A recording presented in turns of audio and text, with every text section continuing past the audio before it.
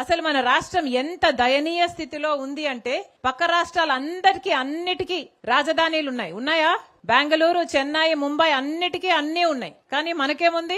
చేతిలో చిప్ ఉంది. కనీసం ఒక రాజధాని కూడా లేదు. మన బిడ్డలు ఎక్కడికి వెళ్ళాలి ఉద్యోగాల కోసం? వాళ్ళ భవిష్యత్తు ఏం కావాలి? డిగ్రీలు, పీజీలు చదివిన బిడ్డలంతా రోడ్ల మీద తిరుగుతున్నారు, లేకపోతే ఆటో డ్రైవర్లు గానో గిగ్ వర్కర్లు గానో పనిచేస్తున్నారు. ఎవరు పట్టించుకుంటున్నారు? బిడ్డలకు భరోసా లేదు. పైగా చంద్రబాబు గారు అంటారు ఇప్పుడు 2 బిడ్డలు సరిపోరట, 3, 4, 5 కనాలట. ఉన్న బిడ్డలకే దిక్కులేదు, 2, 3, 4 కడాలట. అట్లా కన్న వాళ్ళకి ఈయన 25,000 రూపాయలు ఇస్తాడట. ఈయన ఇచ్చే బోర్డు 25,000 రూపాయల కోసం మీరు బిడ్డల్ని కనాలట.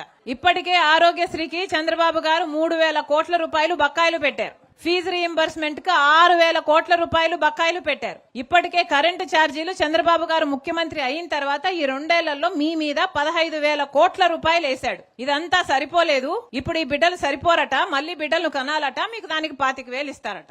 ఒకసారి ఆలోచన చేసుకోండి, పాలకులు ఎలా ఉన్నారో ఆలోచన చేసుకోండి.